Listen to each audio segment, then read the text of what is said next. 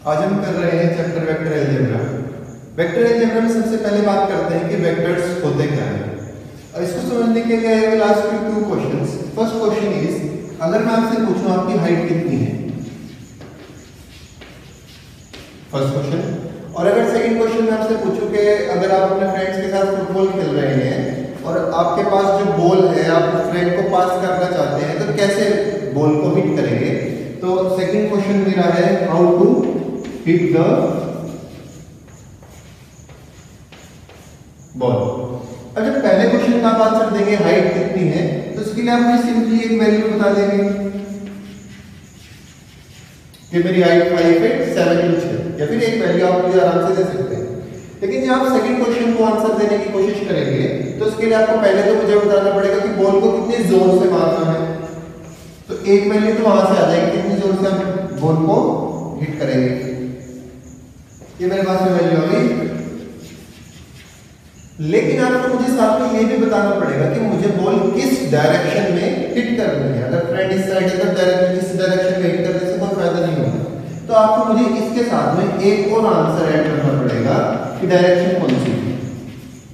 अब इसके लिए हाइट के लिए मुझे डायरेक्शन की जरूरत नहीं है। कोई ये थोड़ी कहता है मेरी हाइट 5 फीट 7 इंच है, नॉर्थ की साइड है, ऐसे तो कोई नहीं कहता। तो जब हाइट के लिए मुझे सिर्फ एक वैल्यू चाहिए नंबर, और यहाँ पर बॉल हिट करनी है, इसके आंसर में मुझे वैल्यू भी चाहिए कितनी जोर से करनी है और डायरेक्शन भी चाहिए। तो यहाँ पर जो मेरे पास है इस तरह की क्वांटिटीज होती हैं जिसमें सिर्फ एक वैल्यू बतानी हो न्यूमेरिकली, अपने जिसको मैग्नीट्यूड हम लोग कहते हैं। इस वैल्यू को हम लोग क्या कहते हैं, मैग्नीट्यूड।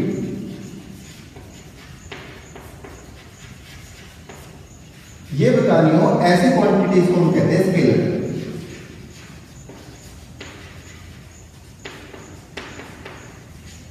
और ऐसी मेरे पास में जो क्वांटिटीज हैं जिनमें मुझे मैग्नीट्यूड भी बताना हो प्लस डायरेक्शन भी बताना हो, ऐसी क्वांटिटीज को हम लोग कहते हैं vector quantities.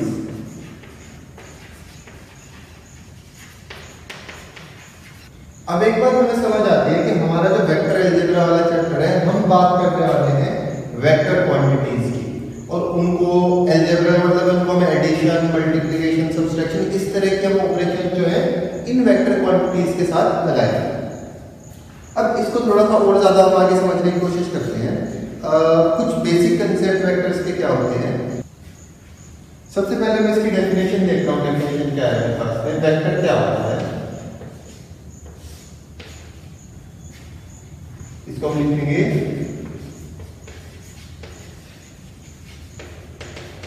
a quantity having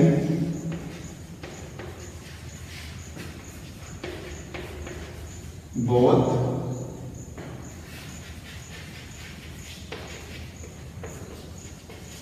magnitude and direction is called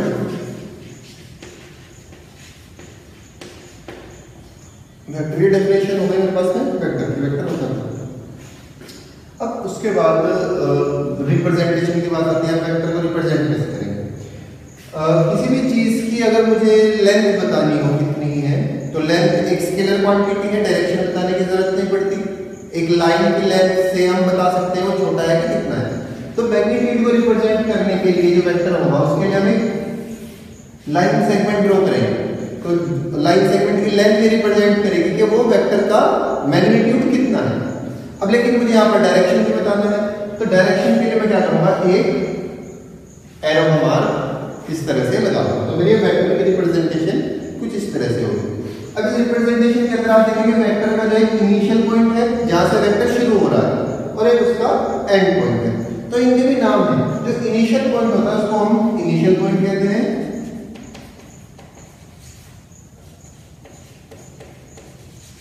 और जिस डायरेक्शन में वेक्टर जा रहा है, जो एरो का साइन है, उसको हम लोग कहते हैं टर्मिनल पॉइंट।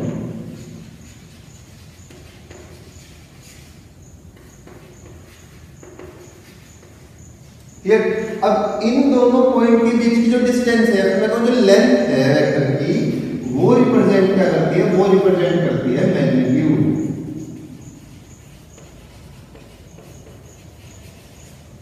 ओके, तो अगर आपको ऐसा वेक्टर दिखता है तो उसकी लेंथ उसका मैग्नीट्यूड रिप्रेजेंट करेगी, और जिस साइड में उसका एरो जा रहा है वो उसकी डायरेक्शन रिप्रेजेंट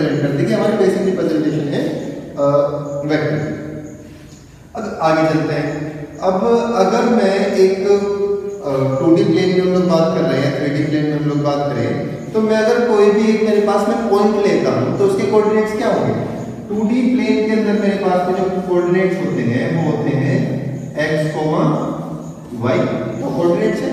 और 3D प्लेन की अगर हम बात करें तो वहां पर x कोऑर्डिनेट होता है, y कोऑर्डिनेट होता है और z कोऑर्डिनेट होता है। तो किसी भी पॉइंट की अगर मुझे कोऑर्डिनेट्स लेने हैं, वैल्यू लेनी है, तो मेरे पास में होंगे x, y, z। ओके, अब इसको जरा समझते हैं आगे।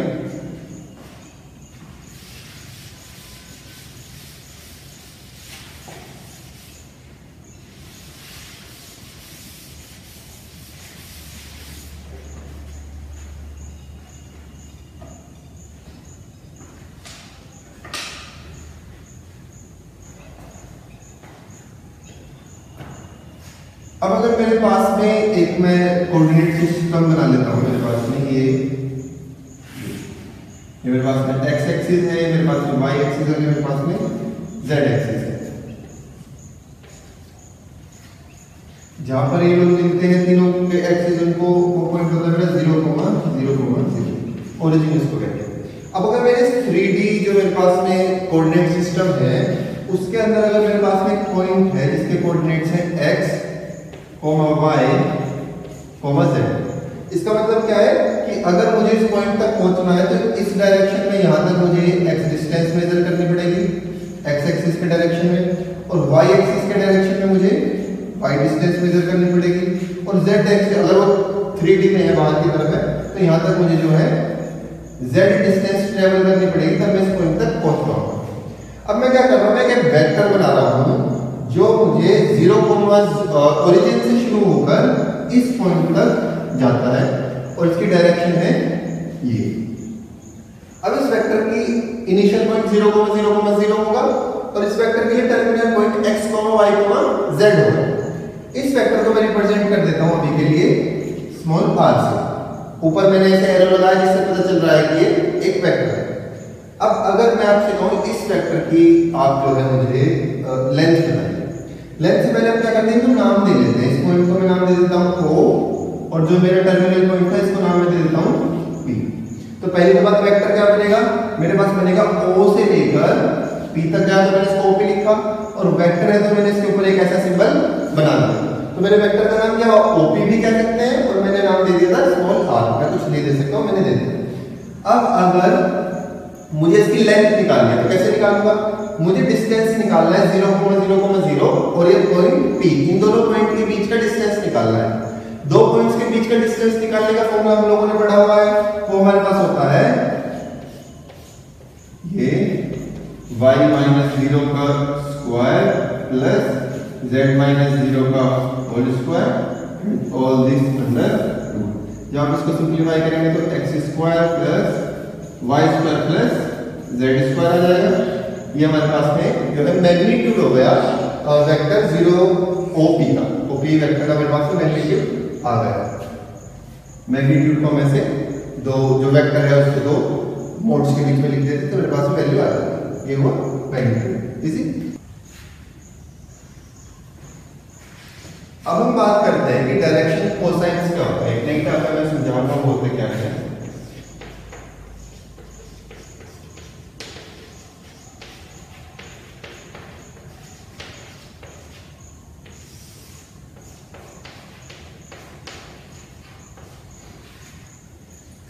अब हम बात करते हैं डायरेक्शन कोसाइंस की, होते क्या है। अगर मेरे पास में एक पॉइंट P है x, y 3 dimensional coordinate system के अंदर, और अगर उसको मैं एक उसके डायरेक्शन को क्यूब की फॉर्म में, तो देखते हैं इसको कैसे मैं समझाता हूं आपको। इसको मैं रब कर देता हूं।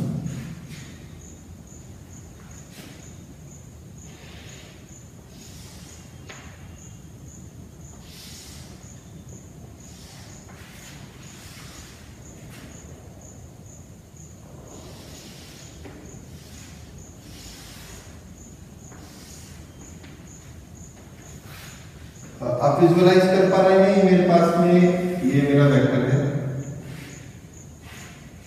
और ये पॉइंट है यहाँ पर। तो इस पॉइंट के कोऑर्डिनेट्स अगर x, y, z है तो मेरे पास में ये जो बाकी एक्सिस पर मेरे पास में पॉइंट्स बन रहे हैं वो देखिए किस तरह से होंगे। ये x एक्सिस पर कट है तो यहाँ पर ये मेरे पास में होगा x, 0, 0। y एक्सिस पर जो पॉइंट बनेगा वो बनेगा 0, y, 0 and similarly on z axis it will be 0, 0, z। मैंने क्या किया, 3 डायमेंशनल मेरे पास एक पॉइंट आ रहा था उससे मैंने उसको एक क्यूब की फॉर्म में कन्वर्ट कर दिया जिसका डायगोनल मेरा वो वेक्टर बन गया। अब आप देखेंगे कि जो मेरा वेक्टर है ये तीनों एक्सिस से कोई ना कोई एंगल जरूर बनाएगा।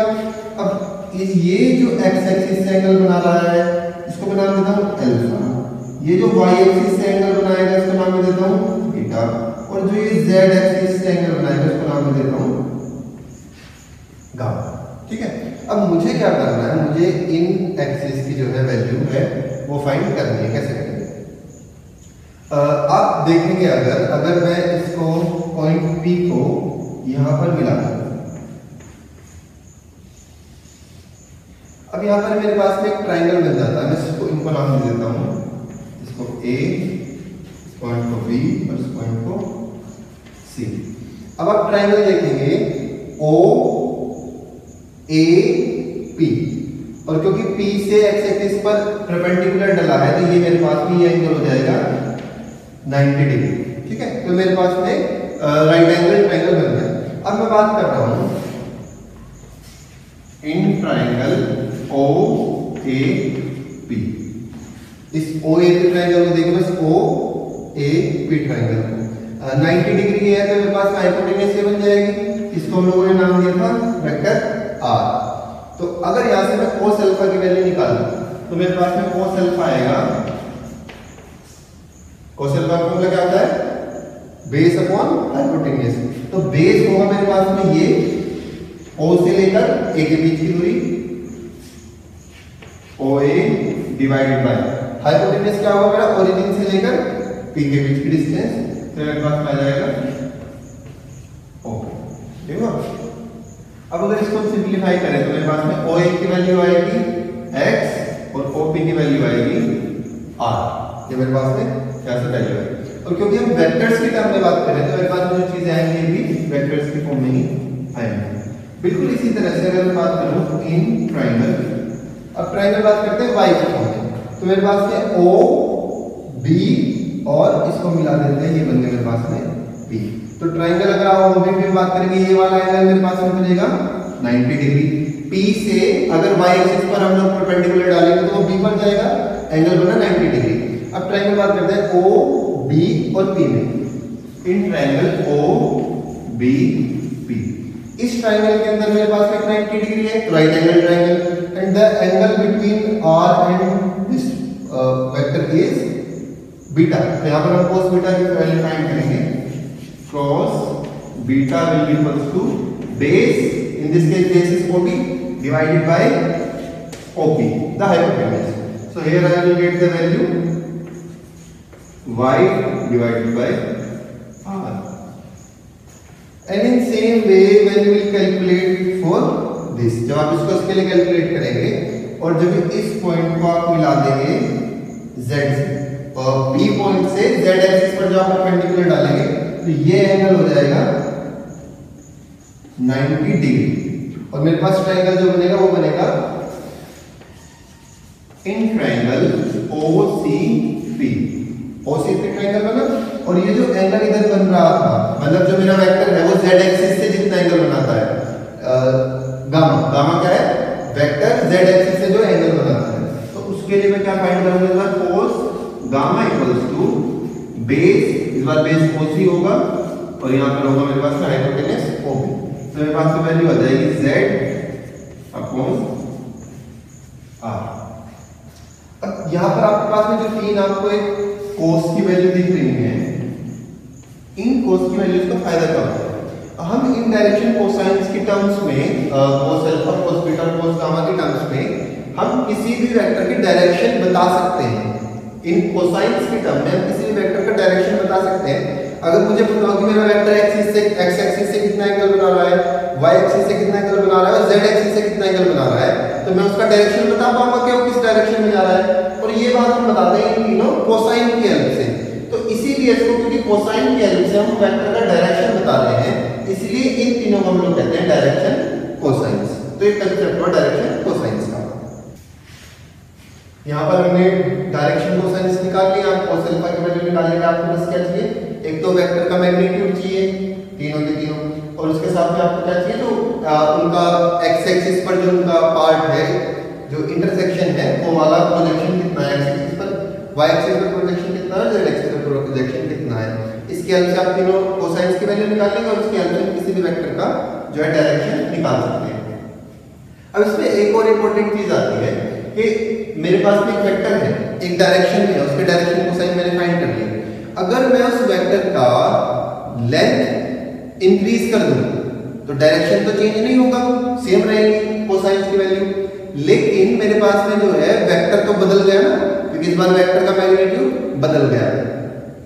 अब इसके लिए हमारे पास में एक नई टर्म आती है और वो टर्म क्या है, वो टर्म होती है डायरेक्शन रेशियोज।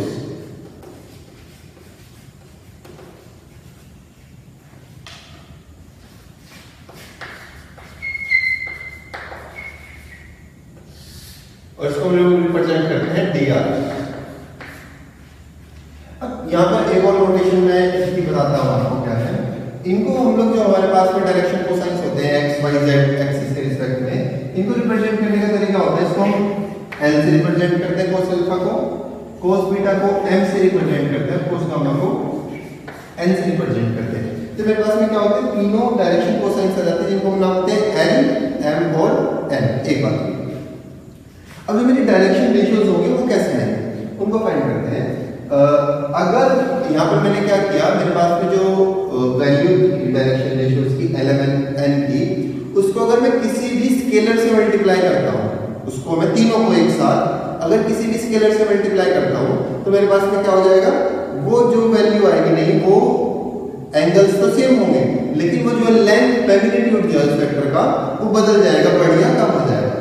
उसी को यूज करते हुए हम लोग डायरेक्शन रेशियोज की वैल्यू फाइंड करते हैं। अब देखिए यहाँ पर मेरे पास जो मेरा वेक्टर की लेंथ कितनी है वो डिपेंड करता है x पर, y पर और z पर, है ना, वो चीजें मेरी बदल जाएंगी। इसी चीज को हम लोग यहाँ पर यूज करके इसको मैं लिखता हूँ, ये मेरे पास में बनेगा n = x अपॉन r, और इसको मैं लिख पाऊंगा फिर सिंप्लीफाई करके x = n × r। यहाँ से मेरे पास में ऐसे सेकंड में बनेगा n = y अपॉन r, और इसको मैं लिखूंगा y = n × r। Similarly for third case n = z upon r, और इसको हम सिंप्लीफाई करके लिखेंगे z = n × r। मेरे पास तीन आ गए। अब ये जो तीनों हैं l, m और n, ये मेरे पास में DCs डायरेक्शन कोसाइंस, और ये जो मेरे पास में तीनों आए हैं LR, MR, NR, ये प्रोपोर्शन होंगे इनके, क्योंकि मैंने सिर्फ एक नंबर से तीनों को मल्टीप्लाई कर दिया है, और इन प्रोपोर्शन को हम कहते हैं डायरेक्शन रेशियो। क्यों कहते हैं, क्योंकि इनका जो प्रोपोर्शन है, रेशियो है डायरेक्शन कोसाइंस के साथ, वो सेम रहता है, इसीलिए इनको हम कहते हैं डायरेक्शन रेशियोज। तो हमारे पास में दो कांसेप्ट हो गए, डायरेक्शन कोसाइंस के और डायरेक्शन रेशियोज के। डायरेक्शन कोसाइंस के बारे में मैं एक बात और ऐड करना चाहूंगा जो हमें याद रखनी चाहिए। अगर मेरे पास में जो डायरेक्शन कोसाइंस है,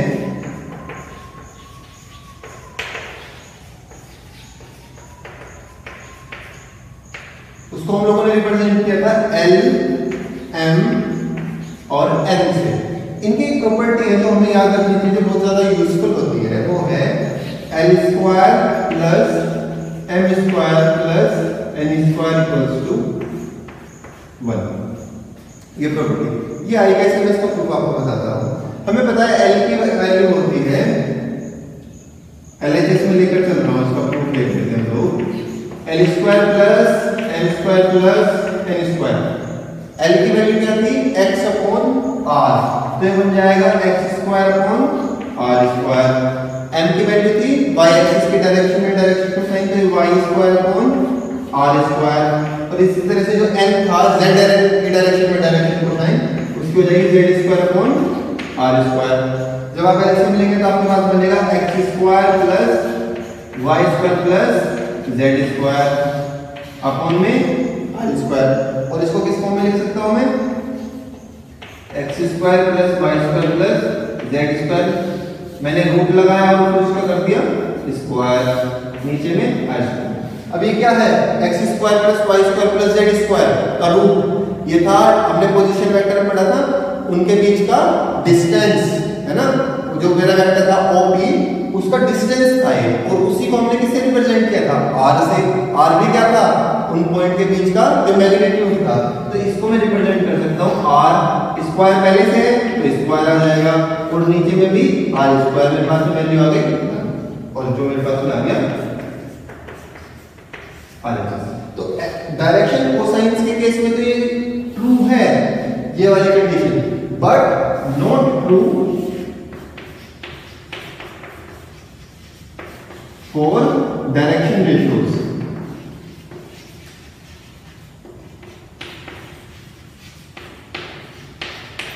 डायरेक्शन रेशियोज के केस में ये होना जरूरी नहीं है, ठीक है। अब हम बात करते हैं टाइप्स ऑफ वेक्टर्स की।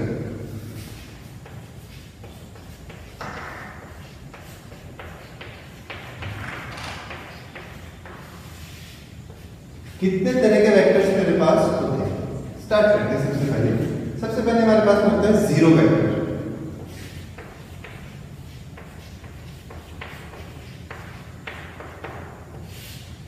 जीरो वेक्टर क्या है, नाम से कुछ समझ में आ रहा है, जीरो। अब हमने कहा वेक्टर में दो चीजें हैं, मैग्नीट्यूड और डायरेक्शन। क्या किसी चीज का डायरेक्शन जीरो हो सकता है, नहीं, मेरा जीरो डायरेक्शन कुछ नहीं होता, लेकिन किसी चीज का मैग्नीट्यूड जीरो हो सकता है किसी क्वांटिटी का। तो जीरो वेक्टर से मुझे समझ में आ रहा है ऐसा वेक्टर जिसका मैग्नीट्यूड जीरो हो, उसको हम लोग क्या कहेंगे, जीरो वेक्टर। मैं लिख देता हूं, a vector with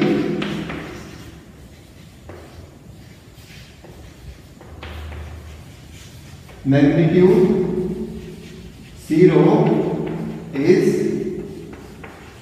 called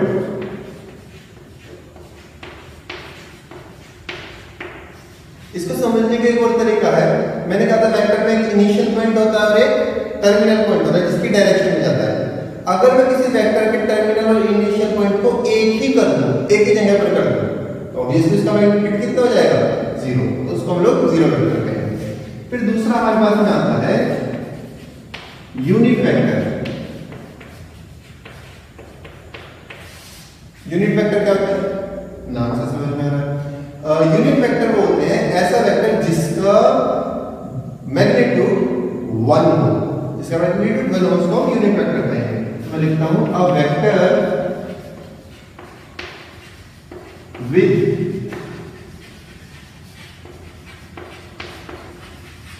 magnitude 1,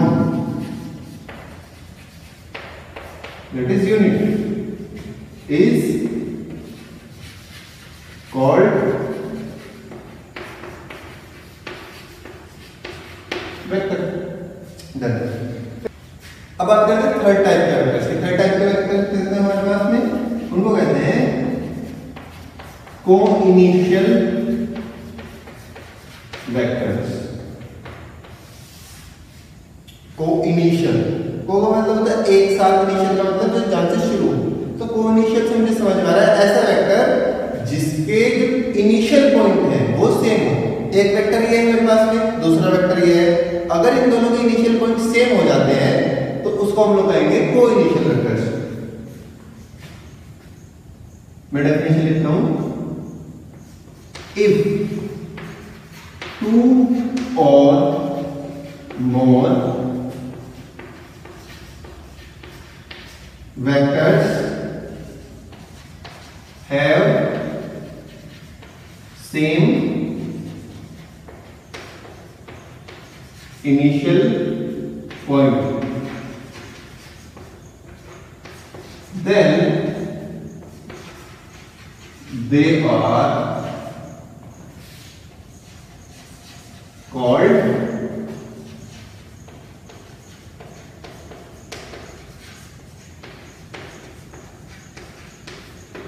को-इनिशियल vectors. जिनका इनिशियल पॉइंट सेम हो हम लोग कहेंगे कोइनिशियल वेक्टर बेसिस का। बात करते हैं फोर्थ टाइप की। फोर्थ टाइप का नाम है कोलिनियर वेक्टर्स।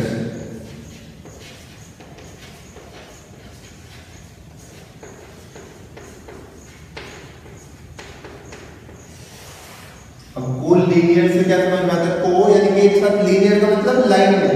अगर एक लाइन में हो, अब एक लाइन में होने से क्या मतलब है? वेक्टर की टर्म से मतलब है अगर दो वेक्टर्स एक दूसरे के पैरेलल हैं, अगर दो वेक्टर्स एक दूसरे के पैरेलल हैं तो हम लोग कहेंगे कोलिनियर वेक्टर्स। मैं लिखूंगा इफ टू और मोर, दो से ज्यादा भी तो पैरेलल हो सकते हैं। If two or more vectors are parallel, then they are called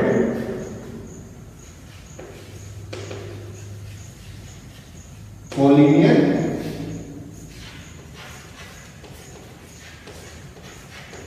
vectors. उनको हम लोग क्या कहेंगे? कोलिनियर वेक्टर्स, है ना, जो पैरेलल हो उनको कोलिनियर वेक्टर्स। नेक्स्ट टाइप,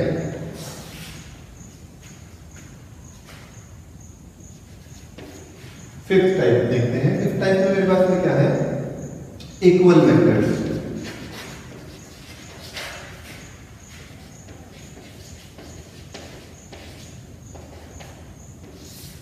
नाम से पता चल रहा है दो वेक्टर्स जब वो इक्वल होंगे तो उनको इक्वल वेक्टर्स कहेंगे। अब वेक्टर्स के इक्वल होने का मतलब क्या है? उनका मैग्नीट्यूड भी इक्वल हो और उनकी डायरेक्शन भी इक्वल हो।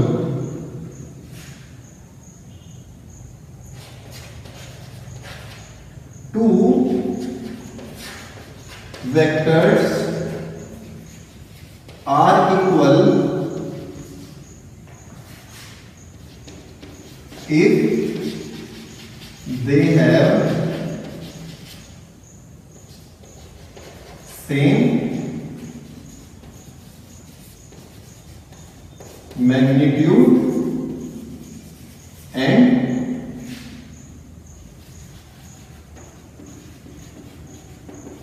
direction. Sixth of kind of vector type of vector is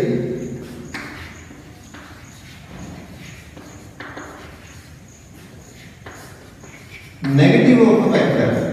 किसी वेक्टर का नेगेटिव क्या होगा? अब यहां पर मैं थोड़ा सा आपको रिकॉल कराना चाहूंगा पॉजिटिव नंबर्स और नेगेटिव नंबर्स की। हम जानते हैं पॉजिटिव नंबर जो है वो राइट साइड में होते हैं मेरे नंबर लाइन में, और नेगेटिव नंबर्स होते हैं लेफ्ट साइड में। अब बात करता हूं मैं एग्जांपल लेता हूं 5 का। मैंने कहा आपको +5 की तरफ जाना है तो आप इस तरफ जाओगे 5 कदम चले गए। अब मैंने आपसे कहा कि -5 की तरफ जाना है तो आप बिल्कुल ऑपोजिट डायरेक्शन में जाओगे, लेकिन कितने कदम जाओगे? 5 कदम ही जाओगे। यानी कि जब मैं वेक्टर की बात कर रहा हूं, उसके नेगेटिव की बात कर रहा हूं, तो इसका मतलब दोनों में मैग्नीट्यूड तो सेम होगा, लेकिन एक की डायरेक्शन इस तरफ है तो दूसरे की डायरेक्शन उस तरफ होगी, वो बिल्कुल उसका ऑपोजिट डायरेक्शन में होगा। तो डेफिनेशन क्या बनेगी negative of vector? If two vectors have same magnitude but opposite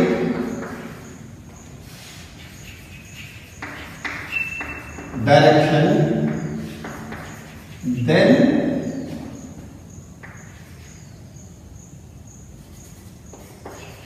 they are called negative of each other। अब इसको मैं एक एग्जांपल भी देता हूं आपको। एग्जांपल क्या है? Negative of vector A B. ये वेक्टर है ए बी। अब मैंने क्या करना है? इसका नेगेटिव वेक्टर बताना है, तो क्या होगा? अब देखिए ये कह रहा है कि इसका इनिशियल पॉइंट ए है और टर्मिनल पॉइंट बी है, यानी कि ए से बी के पास जाना है, तो इसका नेगेटिव क्या होगा? ऑपोजिट के बी से ए के पास आना, तो इसको मैं लिखूंगा ऐसे, ठीक है। इसको लिखने का एक तरीका होगा कि ए बी का जो नेगेटिव होगा वो होगा बी ए। इसको लिखने का दूसरा तरीका एक और है मेरे पास, इसको मैं लिख सकता हूं माइनस ए बी, ठीक है। इसको बी को लिखने का एक तरीका क्या है मेरे पास में, माइनस ए बी। तो अगर कोई वेक्टर है उसका नेगेटिव क्या होगा, उसको माइनस के भी फॉर्म में रिप्रेजेंट कर देंगे, तो उसको एज इट इज लिखने रहने देंगे, या फिर हम क्या करेंगे उसका जो है साइन चेंज कर देंगे। तो इसको हम लोग यहाँ पर कंक्लूड कैसे कर सकते हैं कि बी ए जो है वो इक्वल होगा माइनस ए बी। अब हम शुरू करते हैं एक्सरसाइज फर्स्ट।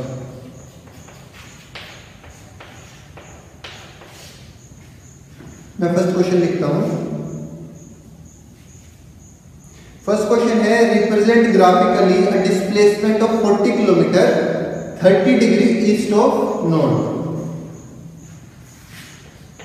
अब यहां पर जो ये टर्म है, दो चीजें हैं देखने वाली। पहली चीज है 40 किलोमीटर, ये मुझे दे रहा है मैग्नीट्यूड, और दूसरी है 30 डिग्री नॉर्थ टू ईस्ट, ये दे रहा है मुझे डायरेक्शन।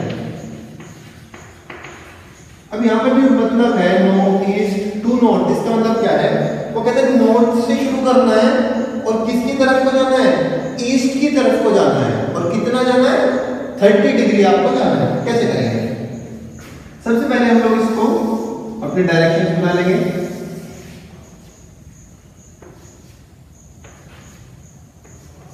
ये मेरे पास में नॉर्थ, साउथ, ईस्ट और ये वेस्ट, जहां तक हुआ।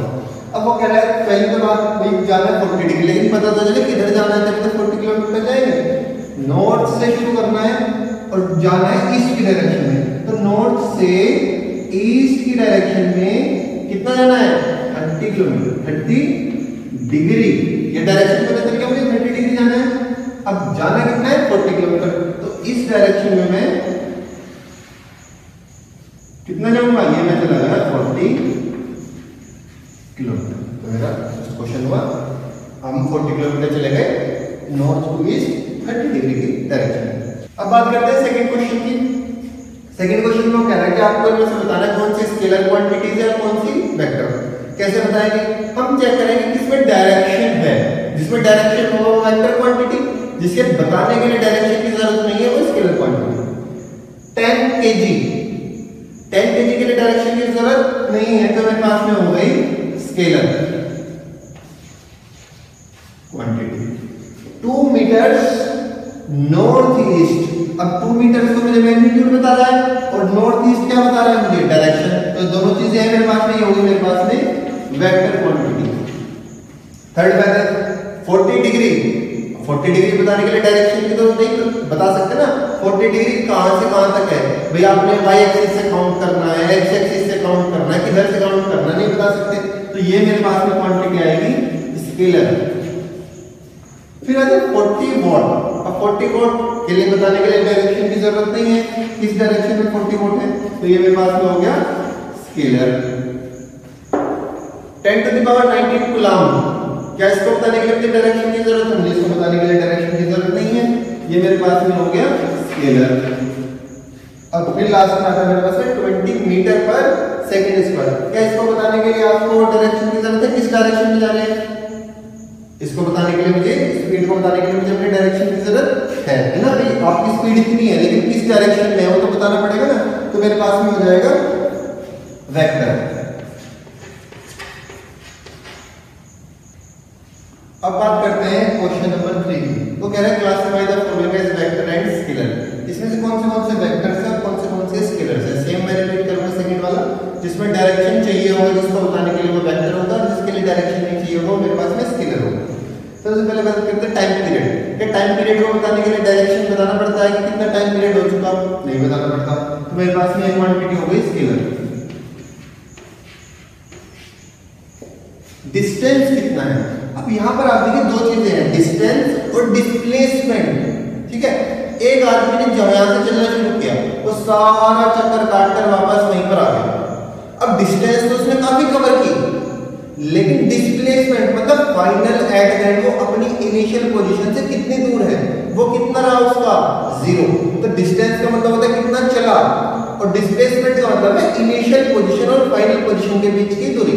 अब डिस्टेंस तो कहीं पर भी आदमी घूम कर आ सकता है वापस वहीं पर, तो उसके लिए मुझे डायरेक्शन बताने की जरूरत नहीं है। तो डिस्टेंस जो है वो मेरे पास में क्वांटिटी हो जाएगी स्केलर।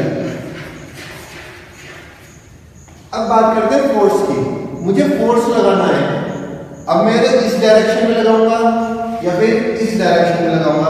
फोर्स अगर मुझे बताना है कितना लग रहा है तो मुझे उसके लिए डायरेक्शन बताने की जरूरत पड़ेगी। फोर्स किस डायरेक्शन में आप लगा रहे हैं, तो फोर्स मेरे पास में होगी वेक्टर क्वांटिटी। फिर बात आती है वेलोसिटी। अब वेलोसिटी बिल्कुल ऐसी है, किसी चीज की वेलोसिटी कितनी है, अगर वो डिस्प्लेसमेंट से कैलकुलेट करें तो वेलोसिटी मेरे पास होती है वेक्टर क्वांटिटी।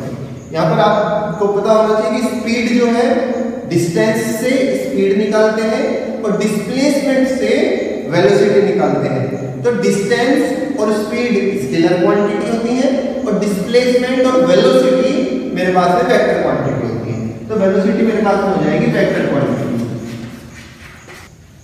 अब बात करते हैं वर्क डन। मैंने कितना काम किया, तो आपने जितना काम किया क्या उसको बताने के लिए मुझे डायरेक्शन बताने की जरूरत है? वर्क डन के लिए मुझे डायरेक्शन बताने की जरूरत नहीं होती, इसलिए उसको हम किसमें कैलकुलेट करते हैं, उसको हम काउंट करते हैं स्केलर क्वांटिटी की फॉर्म। ये हमारे पास हुआ थर्ड क्वेश्चन। अब बात करते हैं क्वेश्चन नंबर 4 की।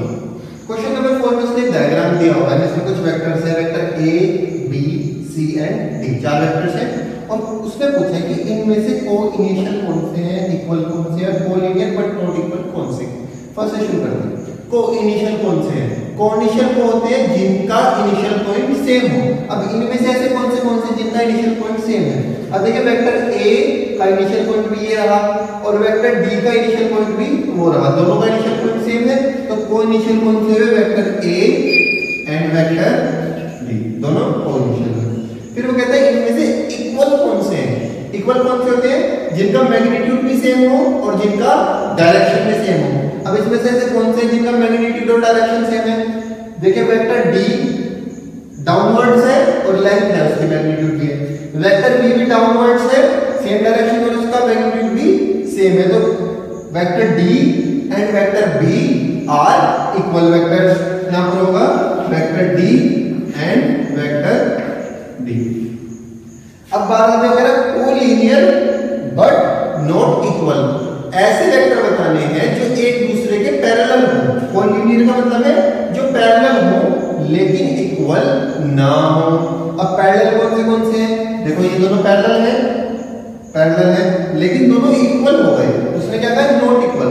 इनको देखिए दोनों पैरेलल है, वेक्टर ए वेक्टर सी, लेकिन इसका डायरेक्शन उधर है और इसका डायरेक्शन इधर है, तो दोनों इक्वल नहीं है। तो इसलिए मेरे को इसमें आंसर आ जाएगा vector A and vector C. तो ये हुआ हमारा क्वेश्चन नंबर 4। अब बात करते हैं क्वेश्चन नंबर 5। ट्रू फॉल्स है, चेक करते हैं। फर्स्ट पार्ट कह रहा है a and minus A R collinear. Collinear का मतलब होता है पैरेलल हो, और a और माइनस ए का मतलब है नेगेटिव। इसका मतलब इन दोनों वेक्टर्स का जो है डायरेक्शन ऑपोजिट होगा। अब ये जा रहा है इस डायरेक्शन में a और माइनस ए जा रहा है इस डायरेक्शन में, तो क्या होगा?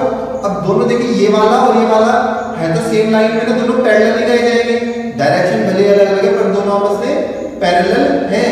तो a and minus are collinear. किसी भी वेक्टर का उसका नेगेटिव अगर लेंगे तो दोनों आपस में कोलिनियर होंगे, एक दूसरे के पैरेलल होंगे। सेकंड की बात करते हैं। Two collinear vectors are always equal. कह रहा है इक्वल इन मैग्नीट्यूड। वो कह रहा है कि अगर दो कोलिनियर वेक्टर्स हैं तो वो आपस में हमेशा मैग्नीट्यूड में इक्वल होंगे। कोलिनियर का मतलब पैरेलल। क्या दो वेक्टर अगर पैरेलल हैं, पैरेलल मतलब एक डायरेक्शन में है, तो उनका मैग्नीट्यूड होना जरूरी है? बिल्कुल होना जरूरी नहीं है। क्या पता एक छोटा हो उसी डायरेक्शन में और एक दूसरा बड़ा हो उसी डायरेक्शन में, तो उनका मैग्नीट्यूड सेम होना जरूरी नहीं है। थर्ड पार्ट कह रहा है two vectors having same magnitude are always equal. अगर दो वेक्टर्स का मैग्नीट्यूड सेम है तो वो हमेशा इक्वल होंगे। जरूरी है? बिल्कुल जरूरी नहीं है। क्या पता उनका मैग्नीट्यूड तो सेम हो लेकिन एक का डायरेक्शन इधर है और एक का डायरेक्शन इधर है, डायरेक्शन अलग अलग हो जाएंगे तो वो इक्वल नहीं होंगे। थर्ड की बात करते हैं, two collinear vectors having same magnitude are equal. अब उसने दो कंडीशन दी, कहता कोलिनियर भी है और सेम मैग्नीट्यूड भी है, तो क्या वो जरूरी है इक्वल हो? देखो मैं मैग्नीट्यूड दोनों का सेम लेता हूं, एक इस डायरेक्शन में है और दूसरा है ना, दूसरा मैं कर देता हूं ऑपोजिट। अब आप देखिए दोनों का मैग्नीट्यूड सेम है, दोनों कोलिनियर है लेकिन इक्वल नहीं है, एक का डायरेक्शन ये है और एक का डायरेक्शन ये है, तो कोलिनियर भी है, मैग्नीट्यूड भी सेम है लेकिन दोनों के दोनों इक्वल नहीं है, तो ये जरूरी नहीं है। ये हुई हमारी एक्सरसाइज 10.2।